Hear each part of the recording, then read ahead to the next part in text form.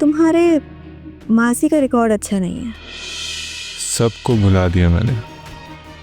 सिर्फ माजी भुलाया है या माजी में जो लोग तुम्हारी ज़िंदगी का हिस्सा थे? मुझे आपकी ज़हनी हालत कुछ दुरुस्त नहीं लग रही। पहले ही मरते मरते बचाओ मैं आपके शौहर के हाथों। आप तो ये सोच रही होंगी कि मैं बची क्यों गया, मुझे तो मर जाना चाहिए था ना।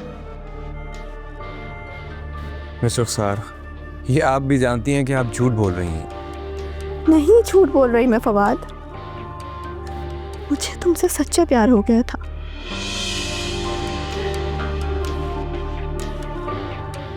तुम आ रहे हो ना, तुमसे मिलना जरूरी है मेरा। अच्छा प्लीज रोइए मत, लेकिन मैं घर पे नहीं आ सकता। कहीं बाहर मिल सकते हैं, लेकिन वो भी थोड़े टाइम के लिए। इकरार घर में नहीं है, तुम आ जाओ।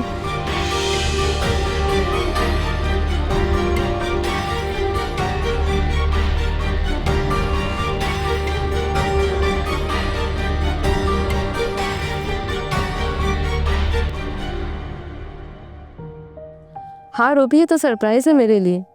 इतनी जल्दी 1 महीना गुजर गया। हाँ ठीक है, तुम वापस आ जाओ, मैं इंतज़ार करूँगी। ओके, अल्लाह हाफिज़। फवाद, रूबी वापस आ रही है। जी मैं जानता हूँ। तुम कैसे जानते हो? जाहिर है वापस उन्होंने आना ही था। क्या हो गया, कुछ परेशान लग रहे हो तुम? मैं एक ज़रूरी काम से जा रहा हूँ, फिर शायद वापस ना हो। क्यों? कहाँ जा रहे हो तुम और वापस क्यों नहीं आओगे? अभी तुम्हारी तबीयत भी ठीक नहीं है फवाद। मेरी तबीयत तो शायद कभी भी ठीक ना हो।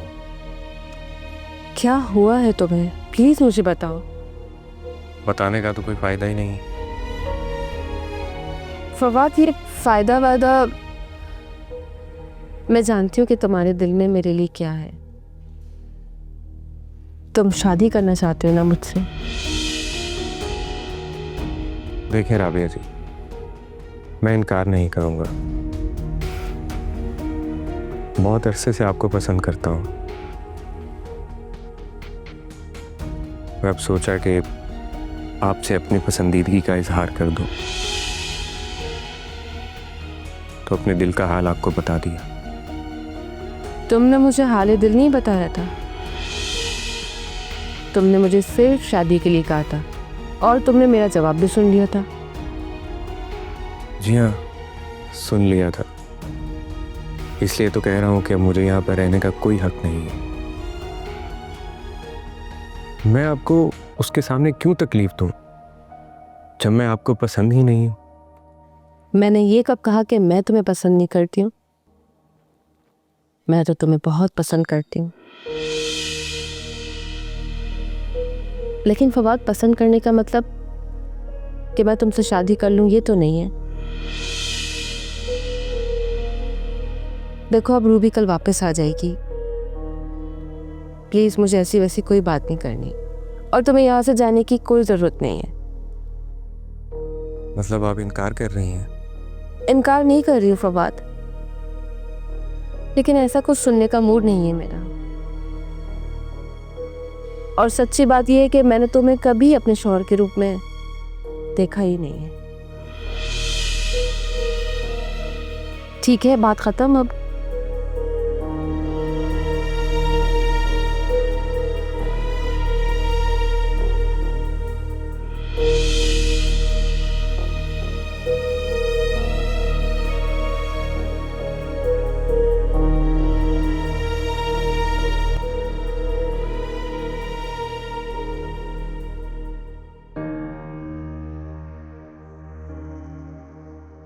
चलो फवाद, यहाँ से तुम्हारा बोरिया बिस्तर गोल हो गया।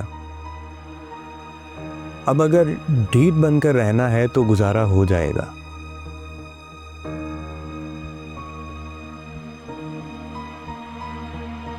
अगर गैरतमंद बनकर जिंदगी गुजारनी है तो जिंदगी भर राबिया की शक्ल नहीं देखनी।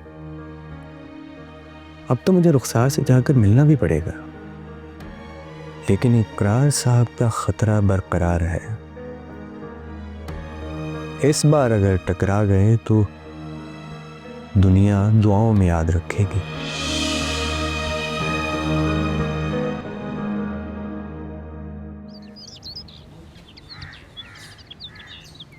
हुस्ने जाना की तारीफ मुमकिन नहीं, हुस्ने जाना की तारीफ मुमकिन नहीं।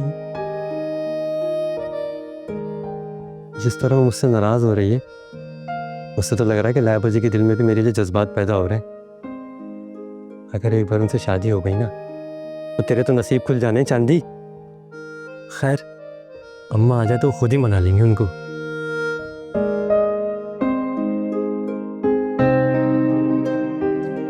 हाँ तो मिस्टर आशिक, क्या चल रहा है किचन में?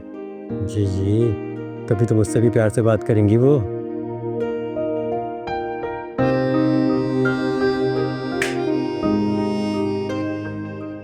किसके प्यार में खोए हुए? साहब जी बस ऐसे ही। ऐसे ही नहीं, जानता हूँ तुम्हारे दिमाग में क्या चल रहा है। नहीं साहब जी, मैं तो बस काम कर रहा था अपना। बेटा ये जो तुम अंदर ही अंदर काम चला रहे हो ना, सारी रिपोर्ट मिल रही है मुझे। मैं तो एक दुखी इंसान हूँ साहब जी, मेरी तो तलाक फाइल हो चुकी है। ये इसलिए चक्कर चला लिया तुमने अपना? चक्कर नहीं है साहब जी कोई, मैं तो सीरियस हूँ।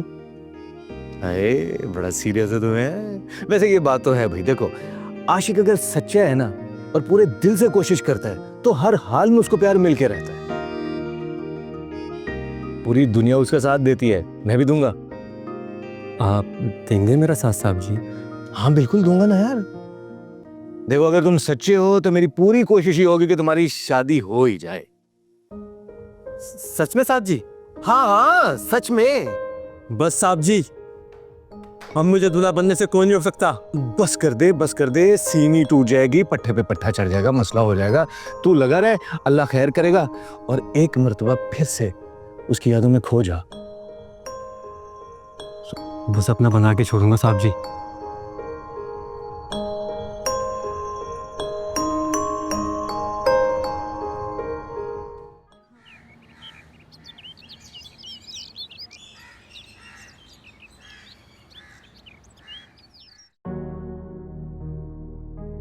ये फवाद कब आएगा?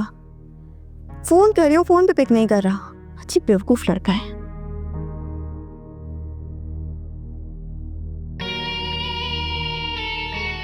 आज ऑफिस में दिल ही नहीं लग रहा था, और तुमने भी मुझे कॉल नहीं किया। हाँ एक्चुअली मैं सो रही थी। इकरार, हम आज रात डिनर पे चले? आज भी? कल ही तो गए थे।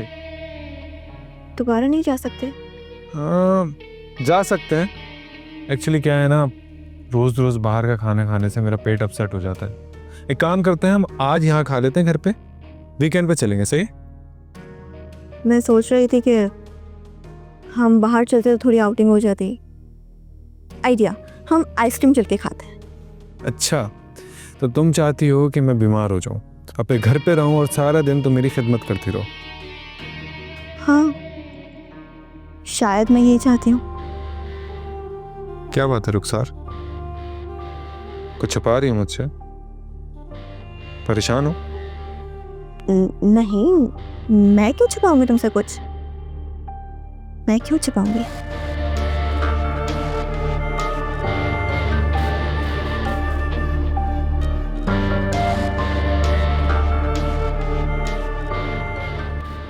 हेलो, हाँ रूबी, तुमने मुझे पहले क्यों नहीं बताया ये सब कुछ? और तुम्हें किसने बताया? फवाद ने? उसने तो मुझसे ऐसा कोई भी तस्करा नहीं किया। तुम लोग मुझसे बातें क्यों छुपा रहे हो? दुनिया की बातें तो वो आके मुझसे कर लेता है, और वो भी इतनी बड़ी बात हो गई, तुम लोग अपने तौर पर डील कर रहे हो। हैरत है। बहरहाल मैं फवाद को बुला के उससे बात करती हूँ। ओके, अल्लाह हाफिज।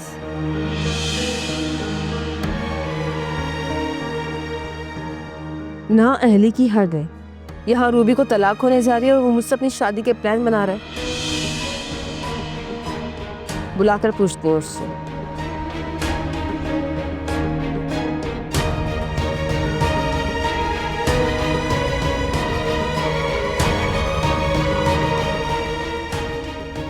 हेलो फवाद, मुझसे आके फौरन मिलो।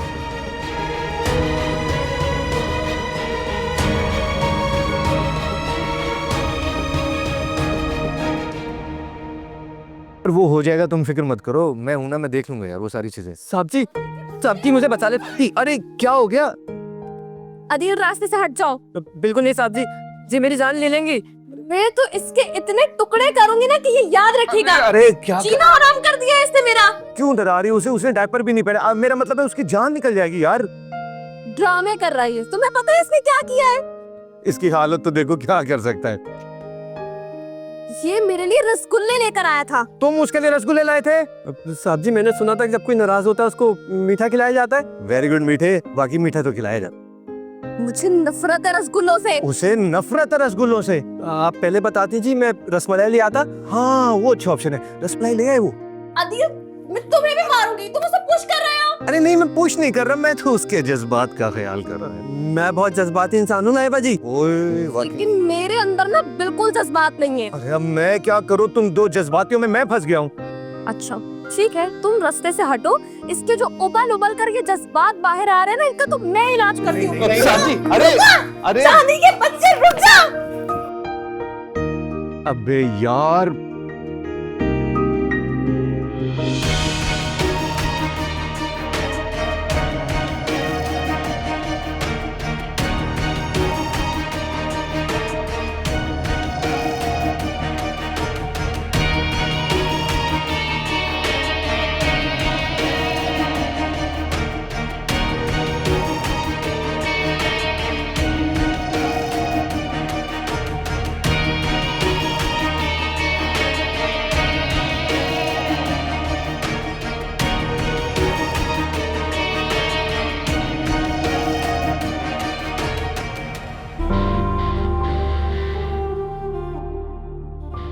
तुम्हारी इतनी जुर्रत कि फिर यहाँ आ गए।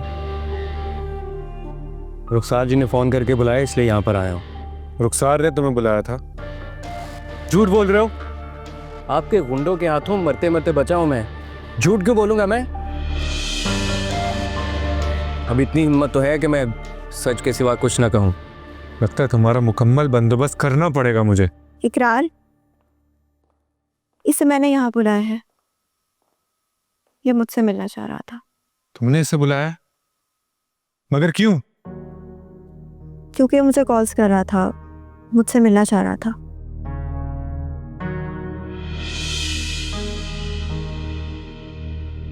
इसरार कर रहा था कि इसे मुझसे मिलना है।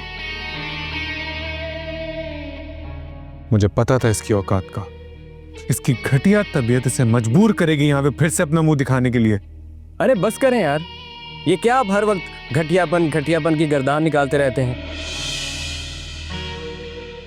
घटियापन का मुजाहरा तो आपने किया है, जो मेरी जान लेने की कोशिश की आपने, और उससे भी बढ़कर धोखा तो इस मैडम रुखसार ने किया है मेरे साथ।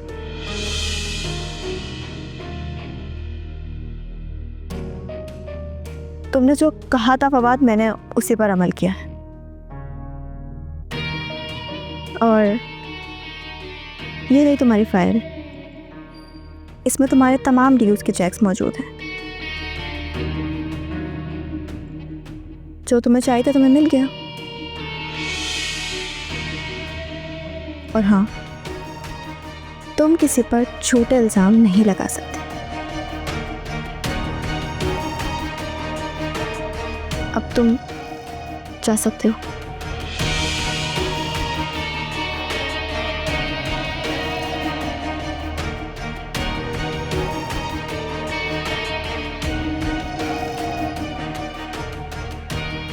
तुम्हें इसे यहाँ बुलाने की क्या जरूरत थी? वो मैं ऑफिस नहीं जा रही थी ना, तो ये मुझे रोज़ाना कॉल्स करता था। चेक चाहिए थे इसे अपने।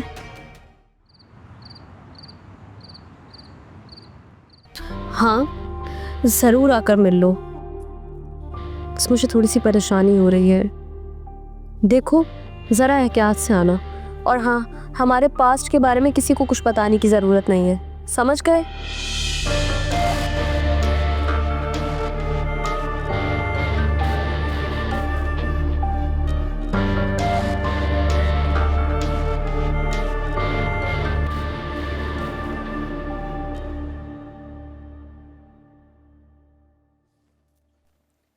फवाद, तुम कहाँ थे? मैं कब से कॉल कर रही हूँ, तुम फोन ही नहीं उठा रहे मेरा। अब आ गया हो ना, जी भर के गुस्सा उतार सकती हैं आप अपना। फवाद, ये तुम और रूबी मिलके क्या कर रहे? इकरार उसे तलाक दे रहा है, पेपर्स फाइल हो चुके हो, तुमने मुझे बताना तक गवारा नहीं समझा।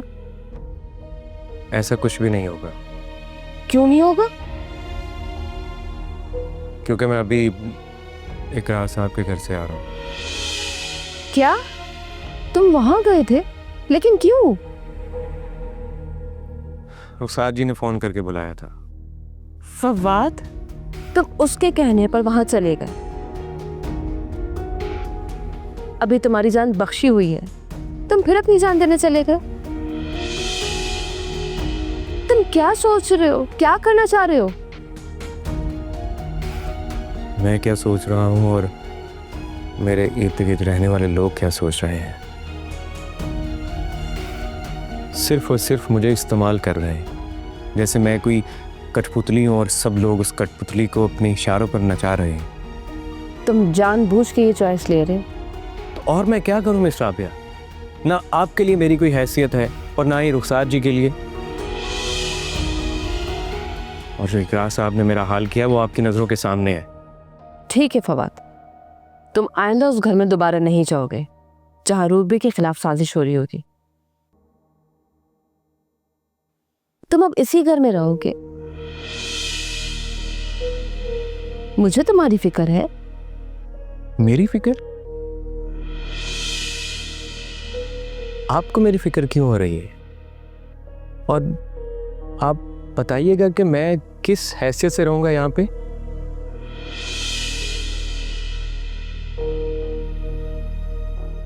जिस हैसियत से रहना चाहता था उससे तो आपने इनकार कर दिया। और आप बेफिक्र रहें, रूबी जी का इकरार को फोन करना ही काफी था। इकरार रूबी जी को तलाक नहीं देगा। लेकिन वो कैसे? ये क्या है? ये बताया तो है कि मैं एक कठपुतली हूं और ये फाइल एक धागा है जिसके एक सिरे पर रुखसार जी हैं और दूसरे सिरे पर मुझ जैसा इंसान जिसे सब बेवकूफ बना रहे हैं। खैर, ये मेरे बकाया जात है। गया तो किसी और काम से था, लेकिन इकरार साहब घर पर मौजूद थे तो ये मेरे रुके हुए चेक मुझे मिल गए। और हाँ, मुझे देर हो रही है। आयजा जी ने मुझे डिनर पर बुलाया है, वहाँ पर जा रहा हूँ। उनको भी एक लाइफ पार्टनर की ज़रूरत है।